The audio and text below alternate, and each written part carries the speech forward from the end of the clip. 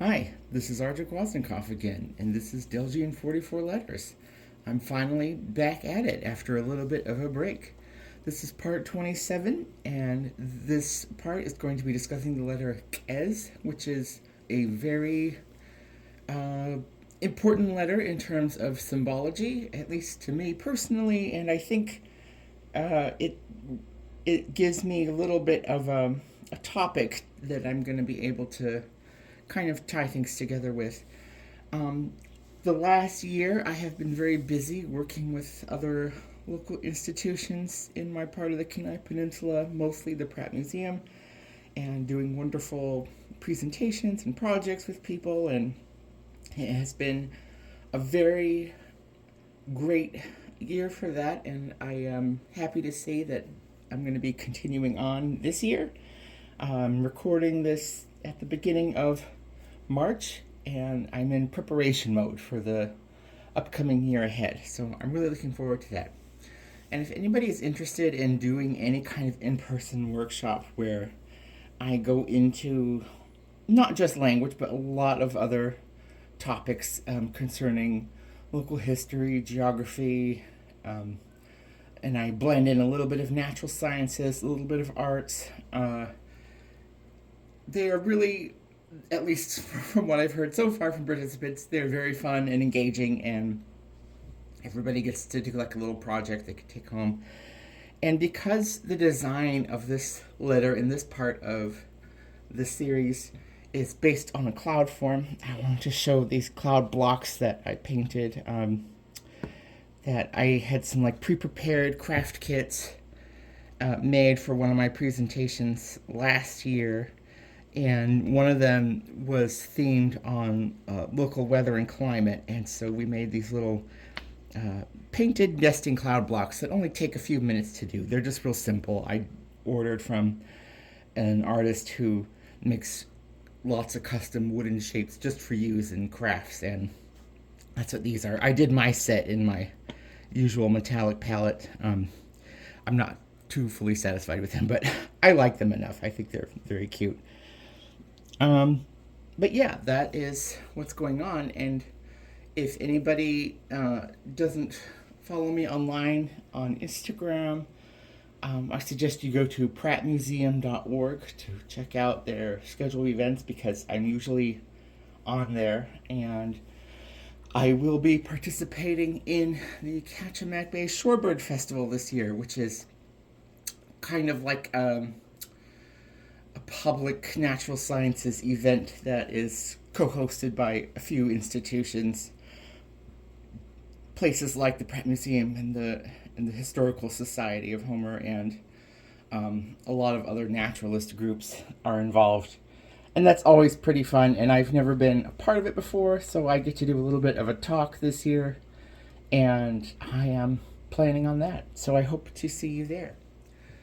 Before I go on too far into other things, let's take a look at this letter. Now, the last part that I published of this series was the letter Kan, which people may or may not remember is sort of equivalent to a Q sound, and a Q sound in the Dena'ina phonology is one that you make a little bit farther back in your throat than the letter K. So if you say, let's just use the word example like kite in English. We say kite, and you can feel the K. It's kind of in the back of your throat ish. Excuse me. But the Q, and I did my little diagram again. It's a little bit farther back than that, and it's a little bit more throaty. It's k, k, k. And in languages like Dena'ina and many Dene languages, there is a distinct difference between words that start with k and words that start with ka. And you could be saying completely different words and expressions, just changing that sound. They are not they are mutually exclusive sounds. They each have their own meaning in terms of not just the sound, not just phonetics, but also in definitions and semantics and meaning and syntax. So it is important that we have them, and it's important that they're their own letters. And so when you see written Dena'ina or in any other Dena'ina language that uses both, you'll see many Ks, many Qs, and that is because they are both distinct. And what makes this letter as even more tricky is it's a glottalized form. So, not just are Q's and K sounds different, like we learned with the letters Ken, Kaj, and Kan, but this is Ez, which is the glottalized version of the Q sound. And they are not the same as the Kan sound. So depending on the sound you hear, whether or not it's glottalized with that kind of like throaty aspiration-y sound that's kind of like a click, it can be a completely different word or expression if you switch between the unglottalized Kan and the glottalized Ez. And it is very tricky, and I think it's one of the highest barriers for entry into learning Dena'ina phonology is that it's a very difficult set of distinctions with these 4 letters in particular to make, and this is the last of the 4. And these 4 are tricky, but they're also very important because with glottalized sounds like with the K, Kaj, and this one, Ez, they begin a lot of words and common nouns and concepts. And I've mentioned it before in a few videos past. It's almost like these glottalized sounds are a cooked-in article. Like in English, we have the, or a, or an. And so when we're conceptualizing the pattern of words in another language, in this language in particular, we can almost think of a word like as saying the something. But it's like a shortened version. Like imagine if I had this little cloud here, and I call it the cloud, and if we had the same thing in English as Dena'ina does with many of its nouns, I might shorten that to thowed, or something like that. Or the marker, I could shorten it to tharker. And that's kind of a bit what a lot of these nouns are. And there are whole sections in Dena'ina orthographies in dictionaries that are just words that start with those glottalized K and Q type sounds. And the reason why some words are more of the Ken with the K and Q with Kan, I'm not sure what that etymology is. There's still such a huge complex history of language evolution that we're really not going to fully know. Maybe there's going to be some magical method in the future that's going to be able to, use some kind of program or algorithm to deconstruct how people talk presently and trace it all the way back farther to people that we can't hear anymore. But barring any kind of magical intervention like that, I don't know why a lot of these words sometimes they switch between Q's and K's, and it doesn't seem to be tied to dialect difference either, because most dialects, from what I notice, tend to match. If they have slightly different words or expressions, they'll still use that same sound, at least, at the beginning of those words. That's my observation anyway, because my exposure and my knowledge is very limited because the dialect that we speak locally hasn't been around for many years, and there's very limited general education in this type of language. It's very limited to nouns and really basic conventions. There's not a lot of abstract or literary analysis. I mean, there have been definitely attempts and definitely scholars that have looked into kind of like the larger semantic and social and cultural value of any examples of living orthography language, but because most of it is based on second or third hand knowledge, we don't really have a good gauge for that. And that lack of the social and cultural value is what really draws me to talking about these topics, and not just, making an alphabet and then calling it done. It's important for me to keep going and using that as a tool. Okay, so that was very lengthy. Um, Now, the shape of Kez is a cloud because Kez, uh, and that's, I still have a hard time with the glottal sounds. Kez is a base word for cloud. And what I really find to be particularly intriguing about that word is how simple it is. It seems to be like a very basic building block of the language itself. And there are certain other noun phrases and expressions that use the word as that don't directly mean cloud or even anything meteorological. So it seems to be like it's a root concept of some kind. And to me, that is really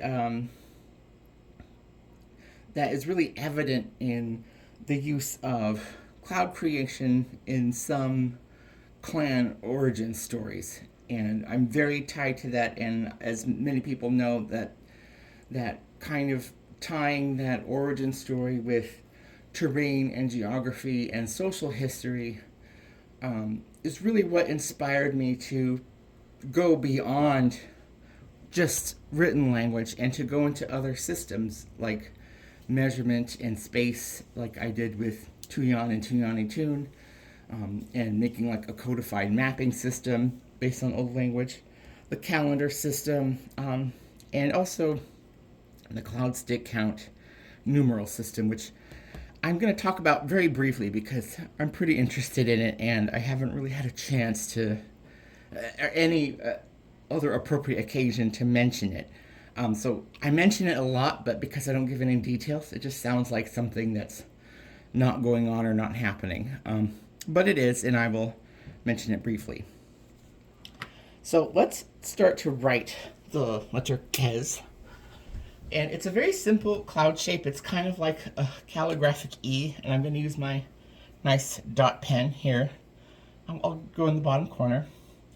Just start in the center, and it's one loop, kind of like that. It's like a 3/4 loop starting at 6 o'clock, ending at 9. And then right before the edge of that one, doing another more ovular one around the bottom. So the full letter is wider than it is tall, the capital letter. And when I went to make lowercase form, I couldn't really think of any good way to make it smaller, because when I tried doing it smaller, it just looks like a smudge if you don't have a lot of room or bandwidth to make the loop. So I made this kind of like a squat E, where I do one little loop on top and then one little loop around. That kind of, it's almost like a heart that's leaning on one side. That's kind of open. And I'm going to draw those one more time using a darker color. So up here, there's a loop, ovular loop at the bottom. And I'm just filling this in because my pen skipped. And here's the lowercase, one small arc like that, and then almost like a heart or a letter E that's kind of squished funny on one side. And that's how to draw the letter Gez. And the letter is really indicative of the role of the cloud in mythology and stories. And again, I'm always compelled to give the caveat that this is a figure in cloud and mythology, at least in the way that I see and interpret what I have learned. And what I have learned is limited. Again, we're talking about a language, and the last time it was fully in use amongst a wide breadth of people, enough to give it living and social context, was very long ago. We're talking centuries now. And so we don't have an accurate way to really give meaning and direct lineal context to historical conventions like symbolism and myth and what things mean to people, because a lot of that was just interrupted, and interrupted a number of times because there was multiple dramatic shifts, not just one. Starting in the around definitely European in the late 1700s, but also from other cultures in the Pacific region, even a century or two before that. So we're talking for the past, boy, I'm going to say close to 500 years.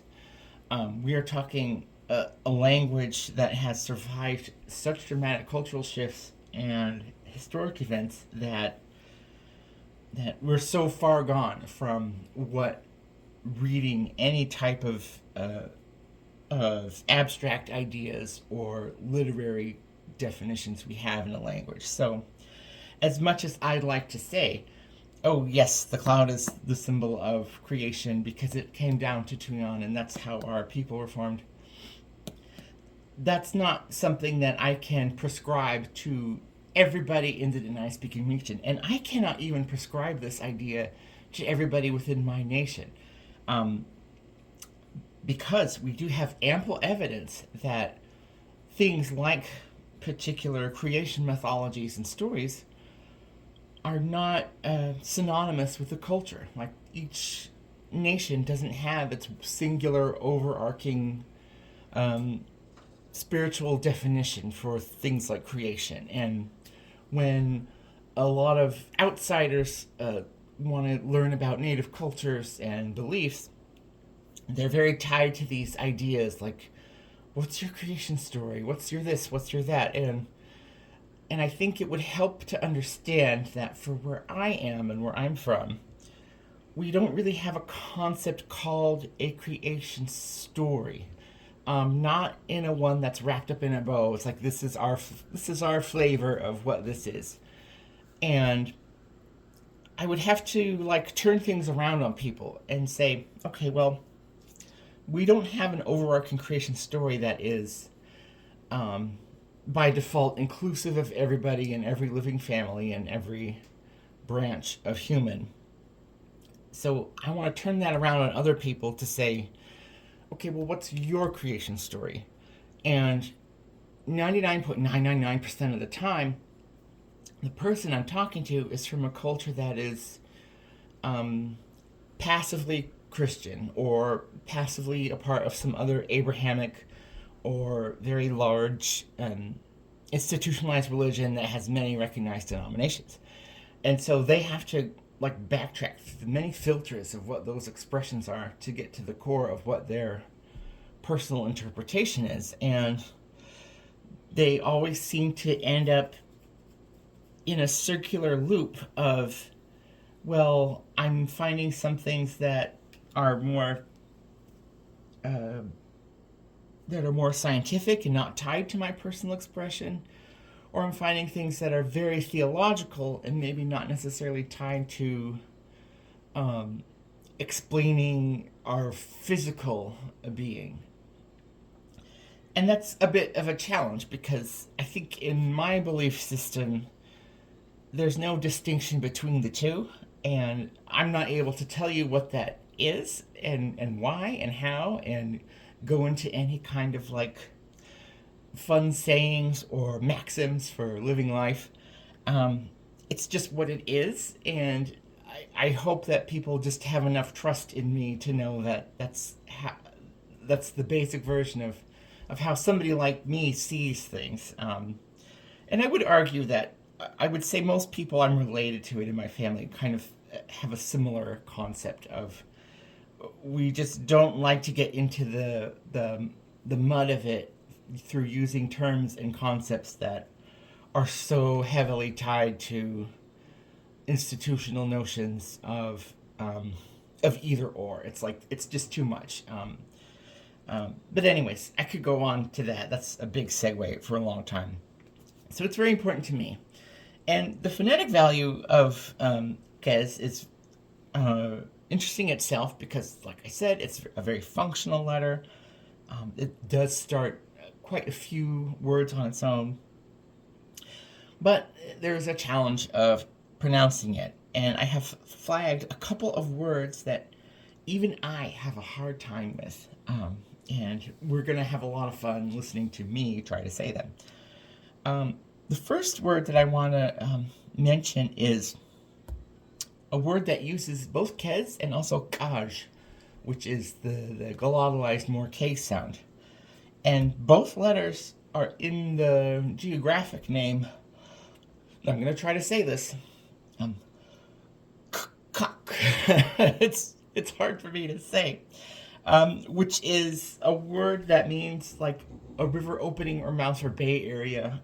It's not a specifically known term, but it has more or less been prescribed as the traditional name for the Anchor Point area. And the Anchor Point area, as a lot of locals in this area will know, is known for its kind of elaborate, winding, hilly and marshy river system that kind of wraps around a few mountains, and it has some different tributaries. And then when it comes out into this very prominent, wide open area with multiple beaches and flats, and it's very big and scenic, and it was historically a place that I believe was where our ancestors lived the most permanently. And so you can think of it as like the ancient city in a very fantasy type way. So they just called it after that term.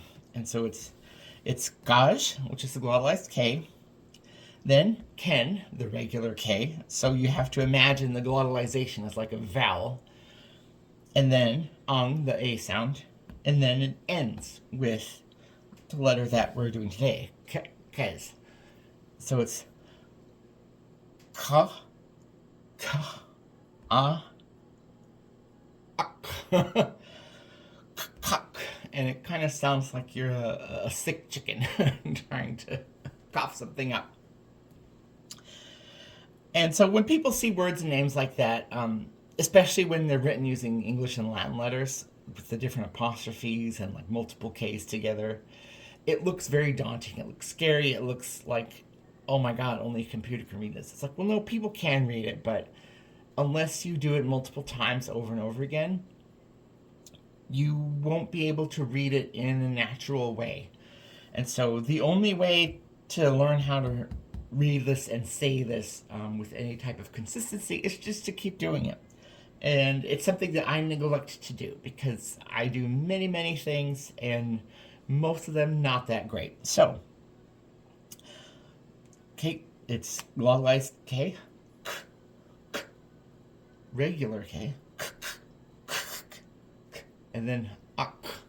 And the Ak sound is the easiest part. So if you can think of that as like the two sounds together, Ak, Ak, in the back of your throat, like you are about to choke on something.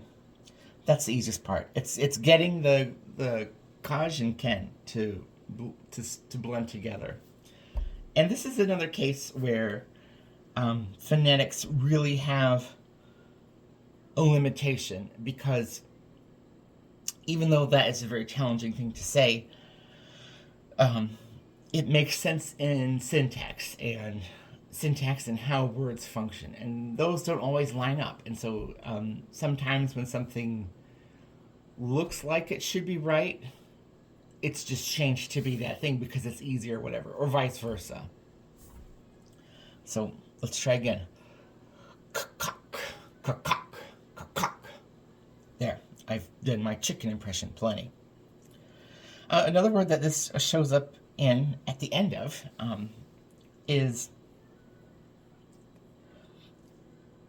where there's a kaj and then a kez right after it. So that's even a bigger combination.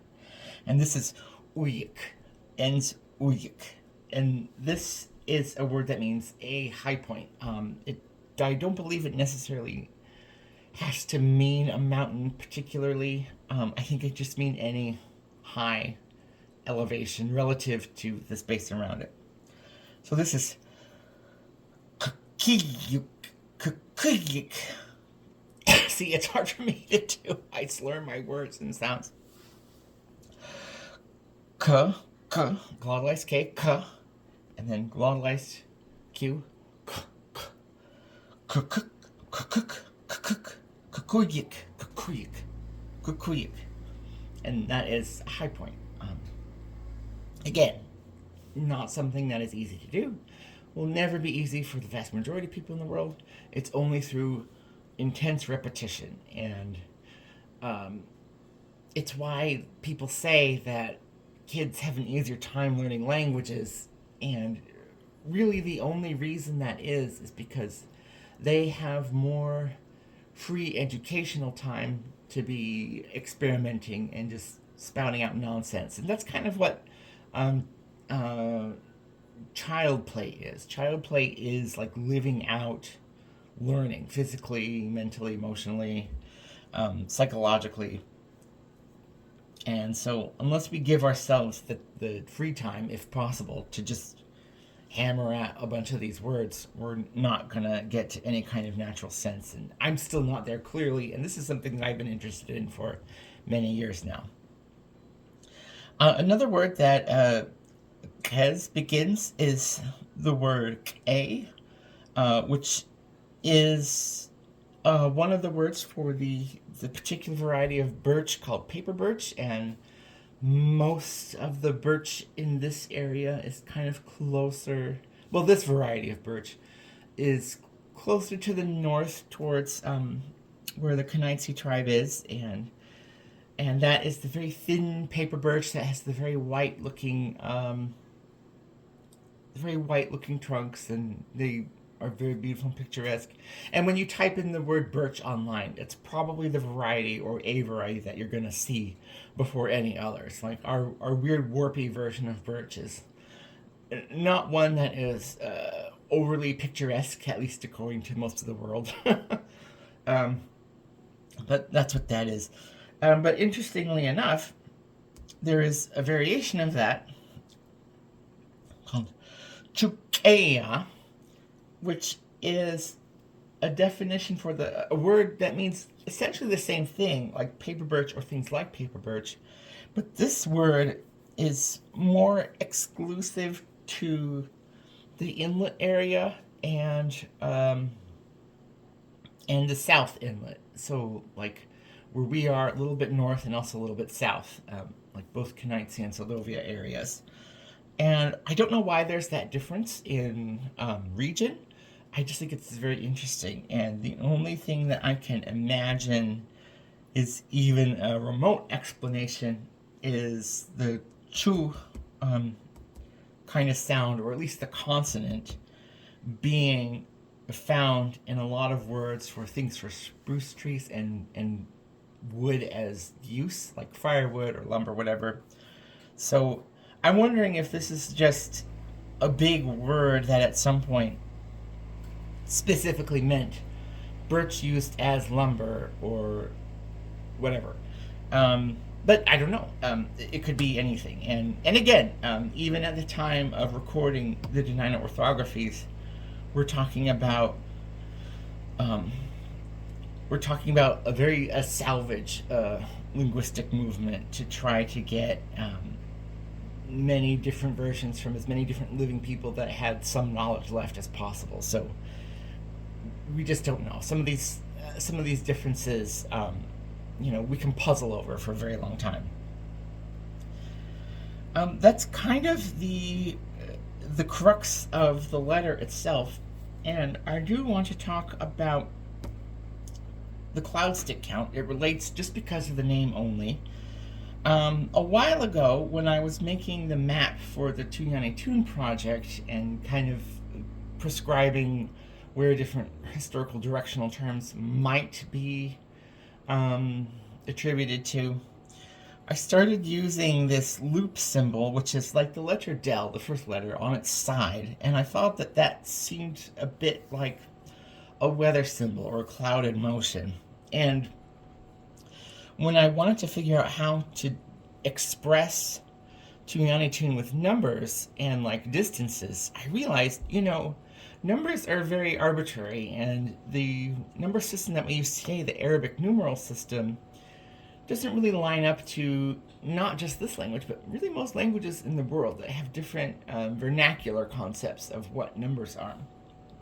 And so I endeavored to make a new numerical system, which I'm loosely calling the clown stick count because each digit is just so far, because this makes sense in my mind for now, is just a different direction of this clown stick shape. And here are the things in order here. And again, like Delzhi, start at the bottom right, going up. And I chose to have a base 25 system. and that sounds very big and cumbersome, and by all means it is. But the reason for that is I found that the way that values are counted in the language, at least with the words and terms that have survived, changing to a Latin-based and Arabic numeral-based system, they tended to count values in fives and other numbers like 20s, and I just found it to be very interesting that a lot of these different values started to have their own separate terms that seemed separate from the shorthand version, like individual numbers like 1, 2, 3, etc. And so I was inspired by that to imagine a world in which those larger values were their own digits. And by doing that, you're creating a number system that has a different base. And this isn't something that is new. Many mathematicians have done this for a very long time, and there have been many, many propositions and theories over the years to change, well, maybe not to change for everybody in a mandate way, but to introduce a new base value system, which is just having a different set of digits in a different amount. And the most common one is base 12, because that more closely matches our units of time. And the theory is that advanced calculations are much easier and cleanly done using a base 12 system because they match how our current units of time, and like the atomic clock. And so if you can imagine a base 12 system, how nice would that be to have, okay, there's 12 numbers, and so there's going to be 12 sets of hours, but base 12 is not the same as the number 12, and it's, once people, it is confusing to think about for a lot of people, but the easiest thing that I can show is how one digit in a higher base system might translate, again, like language, because mathematics predate language, at least according to most anthropologists. One number system translates into another as if it's a language being translated into another, and the values might change. So, for example, we count to 17. This is my sample number here. But to get to 17, we have to use 2 digits to express that value. The reason is once we get to 9, that's the most we can go in our single digits, if you include 0. So we have 10 digits, 0, 1, all the way to 9. But to go higher than that, to show that we're doing a complete set of digits, we add another place. And so we add a 1 to make 10, and then we start counting again to get to this value of what we express with the second digit. But in this base 25 system that has 25 distinct number symbols, we only count up to that value, and it's 1 digit. See, here it is. This is this single digit in this version of base 25 is the same value as this number that we more easily recognize, which requires 2 digits. And what is the use of this? Well, the use is, to put it as simply as possible, is mechanics. And when people ask, how does a calculator work? Well, I'm not entirely sure, but the basics of a calculator is it's a machine using energy. And the machine has so many turns. Let's just imagine this is a hypothetical calculator, and it's got 10 digits on it. And so when we punch in, let's say we punch in the number 7, we are putting in 7 pulses of energy. Duh, duh, duh, duh, duh, duh, duh. And that turns this hypothetical gear 7 times to this notch here. And then if we give another command, okay, we want it to add, let's say this is another gear with 10 digits. Let's say we want to get to 10, so we're going to add 3. So this gear is going to go duh, duh, duh, 3 pulses of energy. 1, 2, 3. And then there's a third gear over here. That's the addition gear inside the machine of the calculator. This is hypothetical still. It remembers from tension, or whatever the mechanical property is, how tight these gears have been turned. It will release these 2 gears, and all that pressure is going to turn this gear the number of times that both of these turned. And that's going to be the 7, 1, 2, 3, 4, 5, 6, 7, and then the 3 from this gear. 2, 3. And so this gear, the addition gear, has turned 10 times. And because we've hit the addition button on the calculator knows to show the value for that number of energy pulses. Now, that was very long. And the reason why other base systems are so intriguing, especially bigger ones, is because we can have bigger gears. And when we have bigger gears and bigger names for numbers, we can get to bigger values, infinitely bigger values, much faster using less physical space than machines using only so many digits. And there are versions of smaller base systems around the world. The most common one we all know of. It's binary code. It's just an elaborate calculating system that just uses 2 digits. It's just lots of tiny gears that use 1 or 2. But when we have complex data, these tiny gears multiply quickly and we need more space for them. And that's why quantum computing, using getting to machines that use more than one state of something that's binary, energy that's binary, is such a big deal for scientists at the moment. And so I like to think that using a base 25 system not only reflects the complexity of our linguistic history, but I also think it presents doing mathematics in a way that has a more direct context to our physical geography, which it's a whole nother kettle of fish for me to yap about. But essentially, that's what I've been tinkering with. And the design is not perfect. And so what I have here are 25 digits.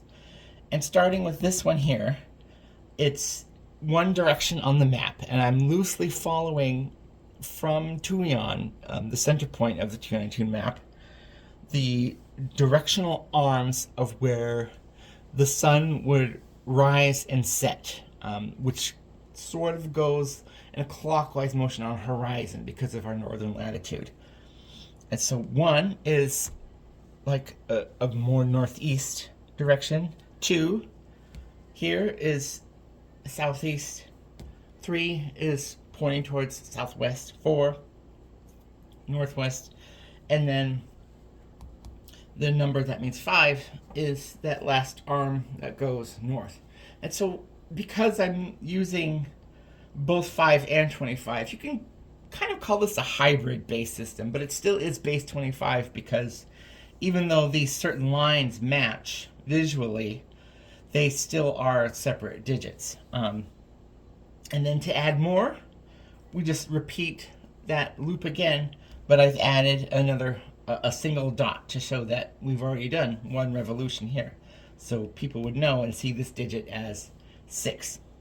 Now the challenge of this system is I've made it in a way that it's very hard to read. It makes logical sense. It makes beautiful logical sense, but having to look closely and look at these tiny little dots, and there can be up to 4 dots. And so at the very end here, a straight up stick with 4 dots is the same value as 25.